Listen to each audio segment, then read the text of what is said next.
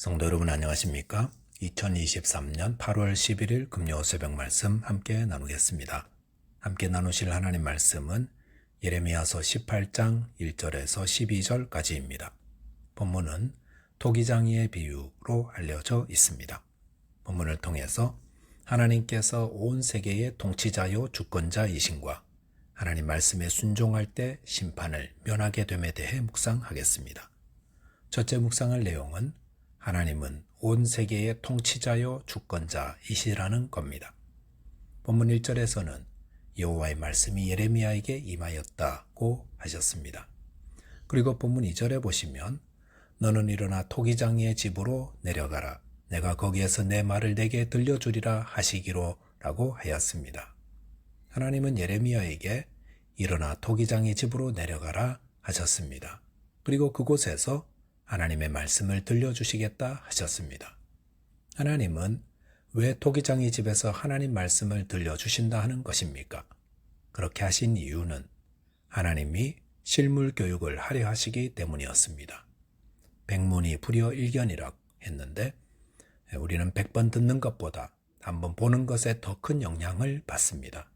그렇기 때문에 예레미야 13장에서도 하나님은 띠를 강에 숨겨두는 방식을 통해서 메시지를 전달해 주셨습니다. 여기서 토기장의 집으로 내려가라 라고 한 것은 아마도 토기를 만드는 장인이 예루살렘 성 바깥 흰놈의 아들 골짜기 아래에 위치하고 있었기 때문이다 라고 할 수 있습니다.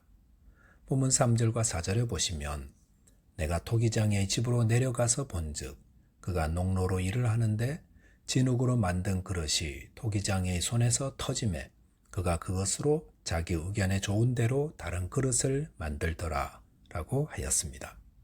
예레미야는 하나님 말씀대로 토기장의 집으로 내려갔습니다. 그리고 그곳에서 토기장이가 일하는 것을 보게 됩니다.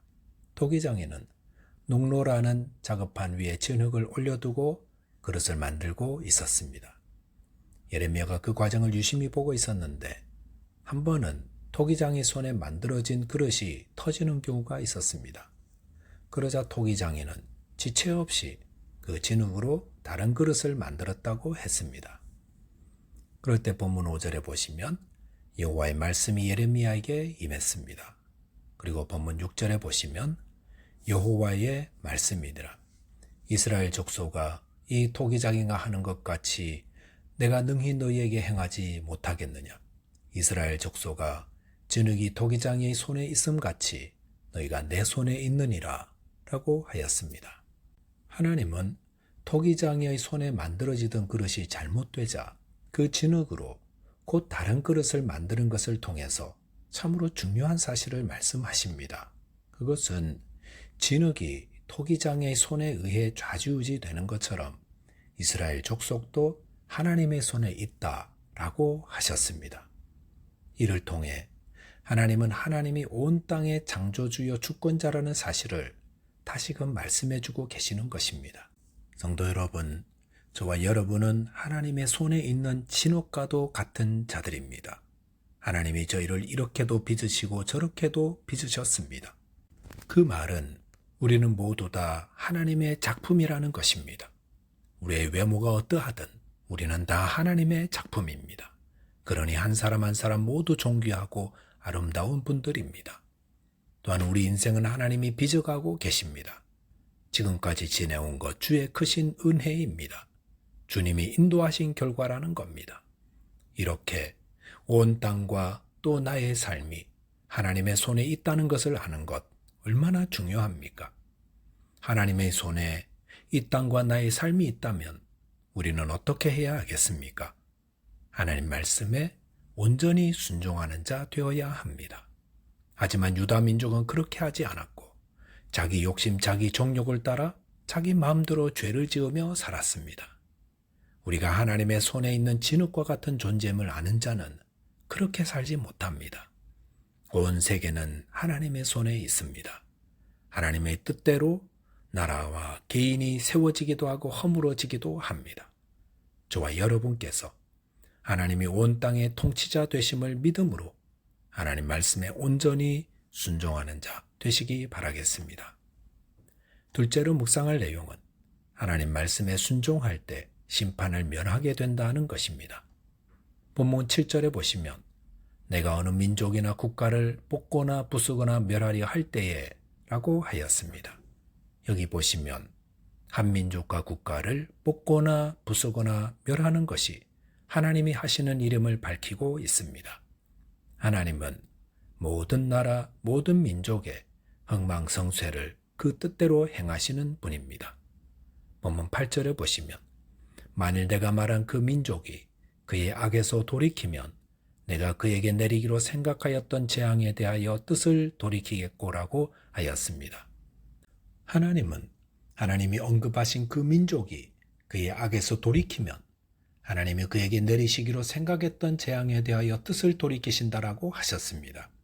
이것은 온 세상의 주권자이신 하나님 앞에서 민족의 멸망을 지연시키거나 보류시킬 수 있는 유일한 방법은 회개라는 사실을 알려줍니다.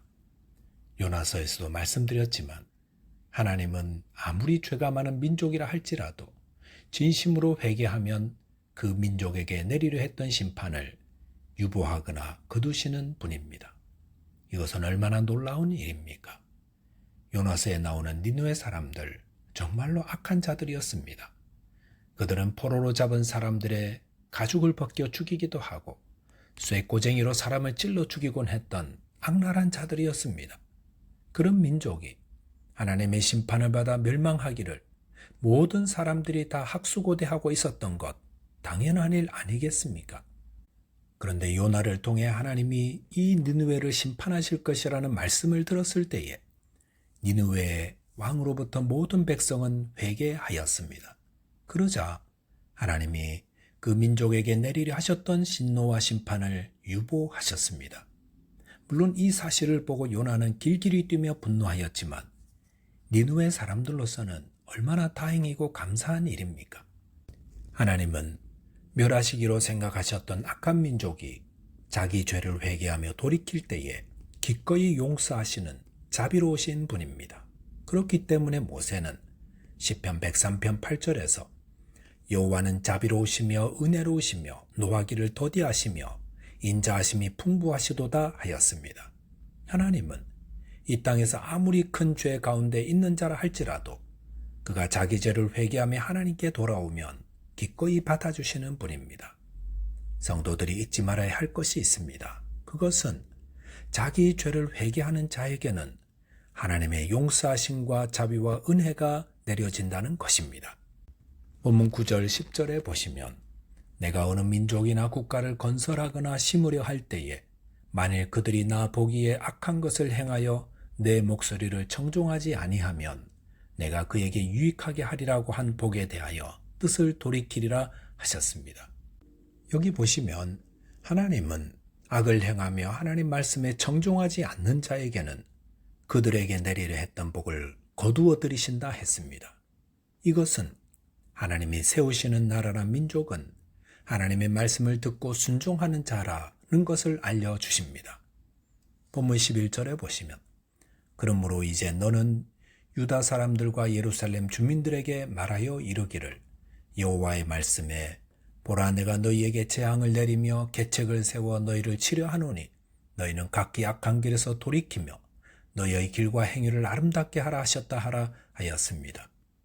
하나님은 유다 백성들에게 회개하라고 촉구하고 계십니다. 만일 회개하지 않으면 그들에게 재앙을 내려 치실 것이라 경고하십니다. 본문 12절에 보시면 유다 백성들은 악한 마음으로 완악하게 행하고 있었습니다.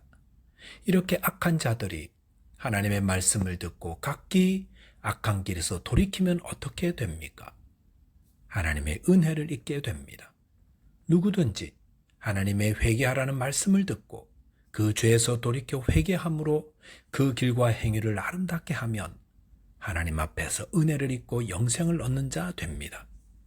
저와 여러분이 날마다 자신의 죄를 회개하며 자기 길과 행위를 아름답게 하여 하나님의 은혜를 입는 자 되시기 바라겠습니다. 기도하겠습니다. 하나님 아버지, 온 땅과 나라와 민족을 주관하시는 하나님을 찬송합니다. 저희에게 하나님을 아는 지식을 주시고 저희 죄를 회개하며 또 저희 길과 행위를 아름답게 할 수 있도록 성령 하나님 도와주옵소서. 예수 그리스도 이름으로 기도하옵나이다. 아멘. 오늘도 믿음 안에서 승리하는 하루 되시기 바라겠습니다. 감사합니다.